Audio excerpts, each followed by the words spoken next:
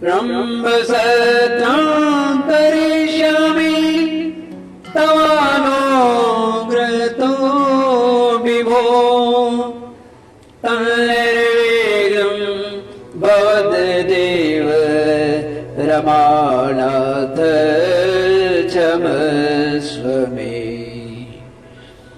या कुलेन्दुतुषारहार धवला या शुभ्रवस्त्रावृता या वीणावरदण्डमण्डितकरा या श्वेतपद्मासना या ब्रह्माच्युतशङ्कर प्रभृतिभिः देवैः सदा वन्दिता श्यामां पातु सरस्वती भगवती निशेषजाड्यापा।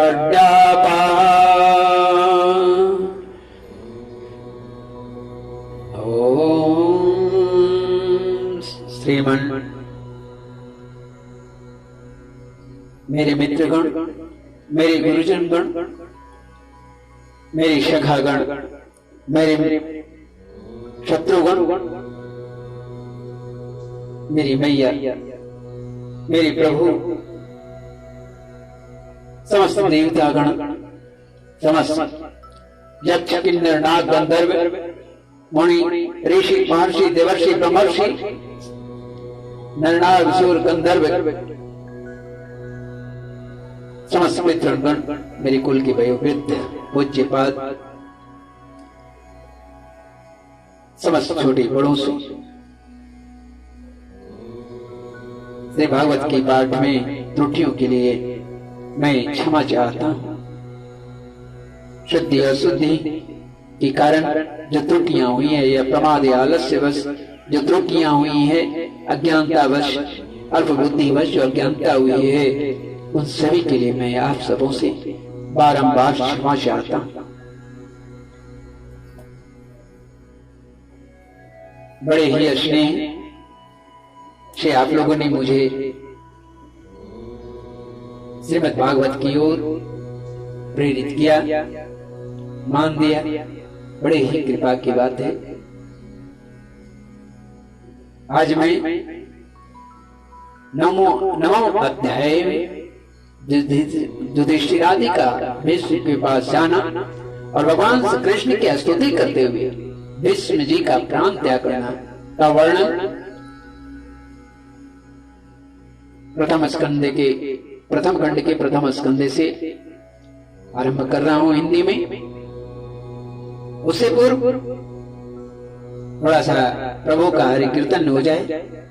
श्रीमन्नारायण नारायण नारायण गोविंद नारायण नारायण नारायण हरि नारायण नारायण नारायण।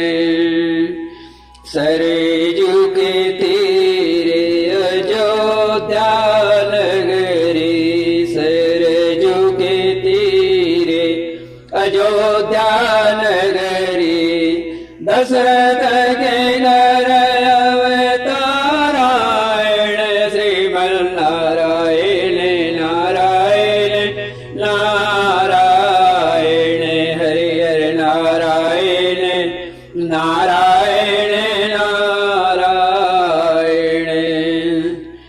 गौतम ऋषि के पत्नी अहिल्या, गौतम ऋषि के पत्नी अहिल्या, परजुवत तारायण श्रीमन्नारायण नारायण नारायण श्रीमन्नारायण नारायण नारायण। और जिन लोगों को इसमें मन नहीं लगता है, जो इनके मुख से राम नहीं निकलता है, जो ऐसे सुंदर शास्त्रों का अध्ययन मनन श्रवण नहीं कर पाते हैं, उनके लिए कुछ चीजें हैं, क्षमा करेंगे आप सब। बड़े घर की बड़ी बहुरिया कथा सुनन नहीं जात, बड़े घर की बड़ी बहुरिया कथा सुनन नहीं जात। यही पाप से कुतिया पहले घर घर डंडा खात। श्रीमन नारायण नारायण नारायण, श्रीमन नारायण नारायण नारायण। और क्या? पूर्व दिशा से सूरज निकला, मुख से निकला न राम। पूर्व दिशा से सूरज निकला, मुख से निकला न राम। यही पाप से घोड़ा भैले, मुख में पड़ा लगाम। श्रीमन नारायण नारायण नारायण, हरे हरे नारायण नारायण नारायण, गोविंद नारायण नारायण नारायण, हरे हरे नारायण नारायण नारायण। नदी मुख लपटाए किलकत भागे। श्रीमन नारायण नारायण नारायण, हरि हरि नारायण नारायण नारायण। गोपियों के प्यारे राज दुलारे। श्रीमन नारायण नारायण नारायण, श्रीमन नारायण नारायण नारायण। बोली श्री राधा कृष्ण भगवान की जय, बांके बिहारी की जय। अब मैं नवम अध्याय में हिंदी में अब कथा आरंभ करता हूं। सूत जी कहते हैं, इस प्रकार राजा युधिष्ठिर प्रजाजनों से भयभीत हो गए। फिर सब धर्मों का ज्ञान प्राप्त करने की इच्छा से उन्होंने कुरुक्षेत्र की यात्रा की, जहाँ विश्व पितामह सरसस्या पर सरसैया पर पड़े हुए थे। स्वर्गादि ऋषियों उस समय उन सभी भाइयों ने स्वर्ण जड़ित रथों पर, जिसमें अच्छे अच्छे घोड़े जुटे हुए थे, सवार होकर अपने भाई युधिष्ठिर का अनुगमन किया। उनके पीछे पीछे चल। उनके साथ और कौन लोग थे? उनके साथ व्यास, धर्म आदि ब्राह्मण भी थे। सौनक जी अर्जुन के साथ भगवान श्री कृष्ण भी रथ पर चढ़कर चले। उन सब भाइयों के साथ महाराज युधिष्ठिर की ऐसी शोभा हुई मानो यक्षों से घिरे हुए स्वयं कुबेर ही जा रहे हों। रामायण में एक जगह आया है, जब मैया बीच में है, राम प्रभु श्री राम आगे हैं, लक्ष्मण जी पीछे हैं, तो उस समय की शोभा गोसाई तुलसीदास ने किया था। उभय बीच सिए सोहई कैसे, ब्रह्म जीव बीच माया जैसे। उसी तरह यहाँ पर युधिष्ठिर कैसे शोभायमान हो रहे हैं। युधिष्ठिर सतर्वयोरोचत नृपः कुबेर इव गुह्यके, दृष्ट्वा निपतितं भूमौ देवच्युतमिमामरम्। अपने अनुचरों और भगवान श्री कृष्ण के साथ वहां जाकर पांडवों ने देखा कि विश्व पितामह स्वर्ग से गिरे हुए देवता के समान पृथ्वी पर पड़े हुए। उन लोगों ने उन्हें प्रणाम किया। सौनक जी उस समय भरत वंशियों के गौरव रूप विश्व पितामह को देखने के लिए सभी ब्रह्मर्षि, देवर्षि और राजर्षि वहां आए। पर्वत, नारद, धौम, भगवान व्यास, बृहस्व, भरद्वाज शिष्यों के साथ परशुराम जी, वशिष्ठ, इंद्र प्रमथ,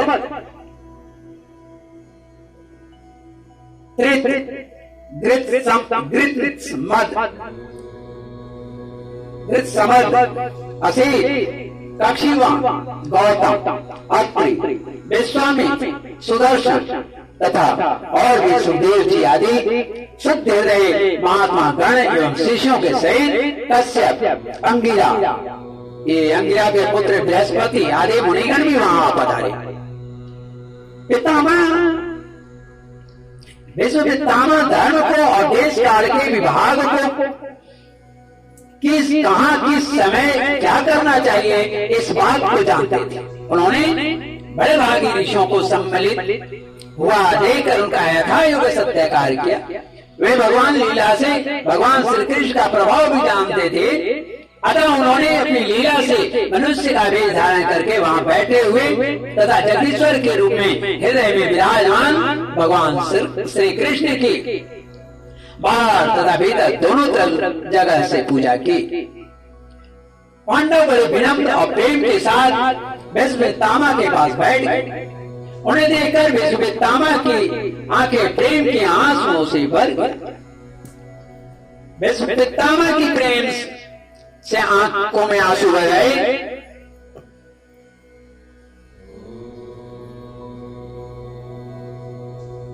उन्होंने उनसे कहा, मेरे धर्मपुत्रों, हाय हाय, यह बड़े कष्ट की और अन्याय की बात है कि तुम लोगों को ब्राह्मण, धर्म और भगवान के आश्रित रहने पर भी इतने कष्ट के साथ जीना पड़ा, जिसके तुम खराबी योग्य नहीं थी। अतिरथ पांडव की मृत्यु के समय तुम्हारी अवस्था बहुत छोटी थी। उन दिनों तुम लोगों के लिए कुंती रानी को और शासक में भी बार बार बहुत से कष्ट झेलने पड़े। जिस प्रकार बादल वायु के बस में रहते हैं, वैसे ही लोकपालों के सहित सारा संसार काल भगवान के अधीन है। मैं समझता हूँ कि तुम लोगों के जीवन में ये जो अप्रिय घटना घटित हुई है, वे सब उन्हीं की लीला है। नहीं तो जहाँ साक्षात धर्मपुत्र राजा युधिष्ठिर हो, गदाधारी भीमसेन और धनुर्धारी अर्जुन रक्षा का काम कर रहे हो, गांडीव धनुष हो और स्वयं श्री कृष्ण सुहृदय हो, भला वहाँ भी विपत्ति की संभावना है। ये काल रूप श्री कृष्ण तब क्या करना चाहते हैं, इस बात को कभी कोई नहीं जानता। बड़े बड़े ज्ञानी भी इसे जानने की इच्छा करके मोहित हो जाते हैं, उन्हें भी पता नहीं चलता। युधिष्ठिर संसार की ये सब घटनाएं ईश्वर इच्छा के अधीन है। उसी का अनुसरण करके तुम इस अनाथ प्रजा का पालन करो, क्योंकि अब तुम्हें इसके स्वामी और इसे पालन करने में समर्थ हो। ये श्री कृष्ण साक्षात भगवान है, ये सबके आदि कारण और परम पुरुष नारायण है। अपनी माया से लोगों को मोहित करते हुए ये यदुवंशियों में छिपकर लीला कर रहे हैं। इनका प्रभाव अत्यंत गूढ़ एवं रहस्यमय है। युधिष्ठिर उसे भगवान शंकर, देवर्षि नारद और स्वयं भगवान कपिल ही जानते हैं, जिन्हें तुम अपना ममेरा भाई, प्रेमित्र और सबसे बड़ा हितु मानती हो, तथा जिन्हें तुमने प्रेम बस अपना मंत्री, दूत, सारथी तक बनाने में संकोच नहीं किया है, वे स्वयं परमात्मा है। इन सर्वात्मा, समदर्शी, अद्वितीय, अहंकार रहित और निष्पाप परमात्मा में उन ऊंचे नीचे कार्यों के कारण कभी किसी प्रकार की विषमता नहीं होती। युधिष्ठिर इस प्रकार सर्वत्र सम होने पर भी देखो तो सही, वे अनन्य प्रेमी भक्तों पर कितनी कृपा करते हैं। यही कारण है कि ऐसे समय में जबकि मैं अपने प्राणों का त्याग करने जा रहा हूँ, इन भगवान श्री कृष्ण ने मुझे साक्षात दर्शन दिया है। भगवत पारायण योगी पुरुष भक्ति भाव से इनमें अपना मन लगाकर और वाणी से इनके नाम का कीर्तन करते हुए शरीर का त्याग करते हैं और कामनाओं से तथा कर्म के बंधन से छूट जाते हैं।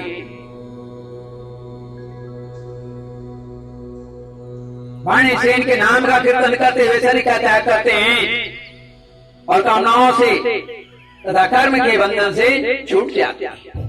वे देव देव भगवान अपने प्रसन्न हास्य और रक्त कमल के समान अरुण नेत्रों से, उल्लसित मुख वाले चतुर्भुज रूप से, और जिसका और लोगों को केवल ध्यान में दर्शन होता है, तब तक यही स्थिति ऐसी तरह का प्रतीक्षा करें जब तक मैं शरीर का त्याग न करूं।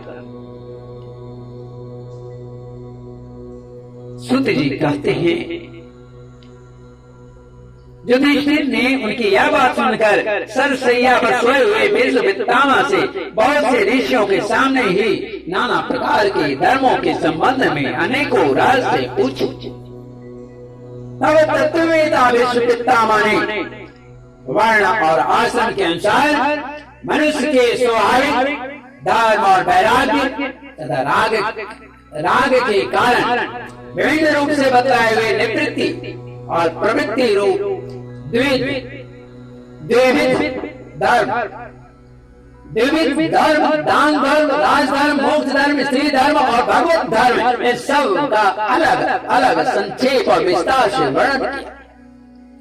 सौनक जी इनके साथ ही धर्म, अर्थ, काम और मोक्ष, इन चारों पुरुषार्थों का तथा इनकी प्राप्ति के साधनों का अनेकों उपाख्यान और इतिहास सुनाते हुए विभागश वर्णन किया। विवाह के साथ उन्होंने वर्णन किया। इस प्रकार धर्म का प्रवचन कर ही रहे थे कि उत्तरायण का समय आ पहुंचा, जिसे मृत्यु को अपने अधीन रखने वाले भगवत पारायण योगी लोग चाह करते हैं। उस समय हजारों रथियों के नेता भीष्म ने वाणी का संयम करके मन को सब ओर से हटाकर अपने सामने स्थित आदि पुरुष भगवान श्री कृष्ण में लगा दिया।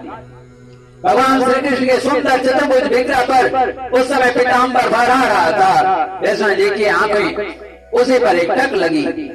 उनको शस्त्रों की चोट से जो पीड़ा हो रही थी, वह तो भगवान के दर्शन मात्र से ही तुरंत दूर हो गई तथा भगवान की विशुद्ध धारणा से उनके जो कुछ अशुभ शेष थे वे सभी नष्ट हो गए।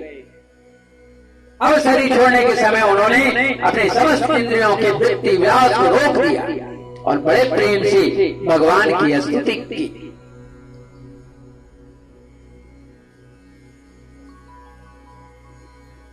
अब भीष्म ने कहा, अब मृत्यु के समय मैं अपनी यह बुद्धि जो अनेक प्रकार के साधनों का अनुष्ठान करने से अत्यंत शुद्ध एवं कामना रहित हो गई है, यदुवंश शिरोमणि अनंत भगवान श्री कृष्ण के चरणों में समर्पित करता हूँ, जो सदा सर्वदा अपने आनंद में रूप स्वरूप में स्थित रहते हैं। वे कभी विहार करने की, लीला करने की इच्छा से प्रकृति को स्वीकार कर लेते हैं, कभी विहार करने की, कभी लीला करने की इच्छा से प्रकृति को स्वीकार कर लेते हैं। जैसे सृष्टि परंपरा चलती है, जिनका शरीर त्रिभुवन सुंदर एवं श्याम तमाल के समान सांवला है, जिस पर सूर्य रश्मियों के समान श्रेष्ठ पीताम्बर लहराता है और कमल सदृश मुख पर घुंघराली हल्की लटकती रहती है। उन अर्जुन सखा श्री कृष्ण में मेरी निष्कपट प्रीति हो।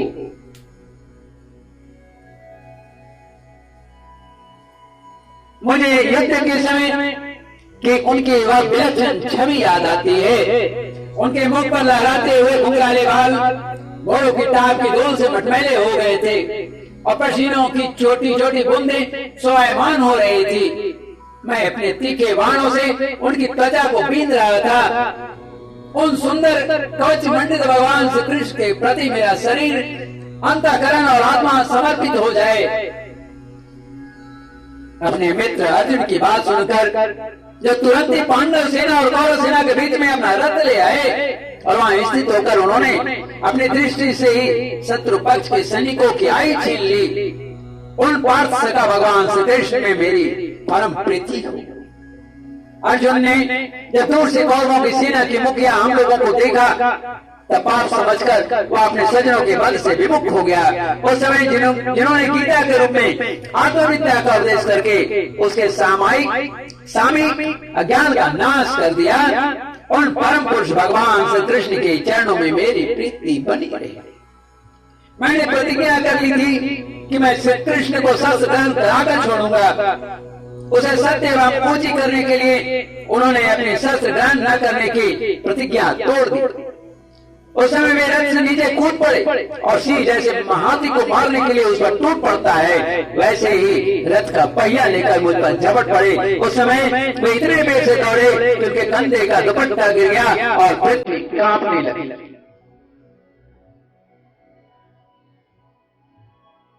मुझे आदताई ने तीखे बाण मार मारकर उनके शरीर का कवच तोड़ डाला था, जैसे सारा शरीर लहूलुहान हो रहा था। अर्जुन के रोकने पर वे बलपूर्वक मुझे मारने के लिए मेरी ओर दौड़े आ रहे थे।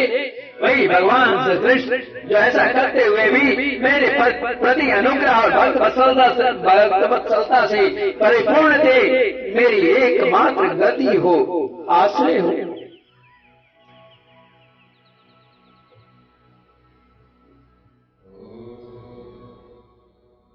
अर्जुन के रथ की रक्षा में सावधान श्री कृष्ण के बाएं हाथ में घोड़े की रास थी और दाहिने हाथ में चाबुक। इन दोनों की शोभा से उस समय जिनकी अपूर्व छवि बन गई थी तथा महाभारत युद्ध में मरने वाले वीर जिनके इस छवि का दर्शन करते रहने के कारण सारूप्य मोक्ष को प्राप्त हो गए, उन्हें पार्थसारथी भगवान श्री कृष्ण मुझे मरणासन्न की परम प्रीति हुई।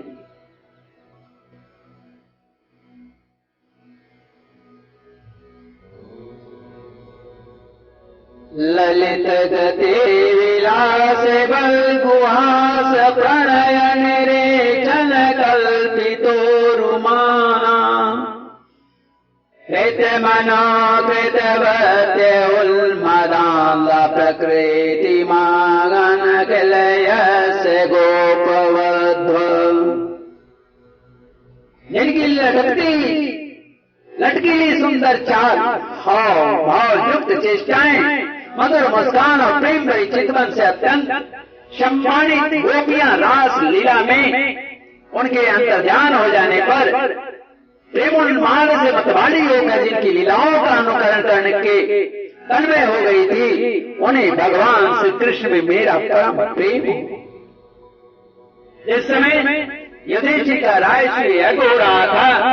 मुनियों और बड़े बड़े राजाओं से भरी यह सभा में सबसे पहले मेरी आंखों के सामने सबसे पहले सबकी ओर से इन्हीं सबके दर्शनीय भगवान श्री कृष्ण की मेरी आंखों के सामने पूजा हुई थी।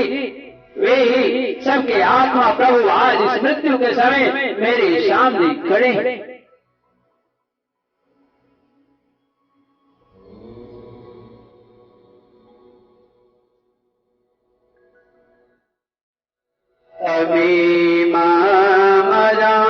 शरीर बाजा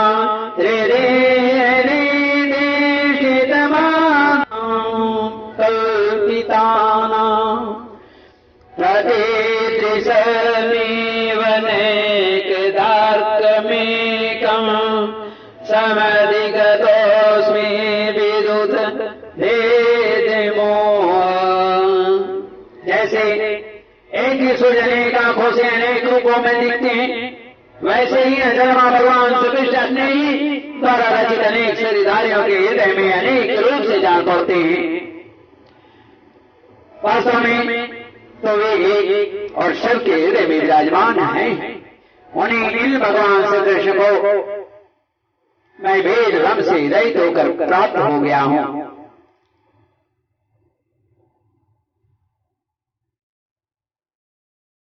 श्रुति जी कहते हैं, इस प्रकार विश्वविद्तामा ने मन, वाणी, दृष्टि की वृत्तियों से आत्मस्वरूप भगवान श्री कृष्ण में अपने आप को लीन कर दिया।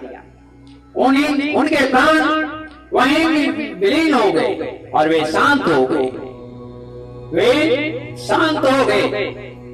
उन्हें आनंद ब्रह्म में लीन जानकर सब लोग वैसे ही चुप हो गए जैसे दिन बीत जाने पर पक्षियों का कलरव शांत हो जाता है। उस समय देवता और मनुष्य नगाड़े बजाने लगे, साधु स्वभाव के राजा उनकी प्रशंसा करने लगे और आकाश से पुष्पों की वर्षा होने लगी।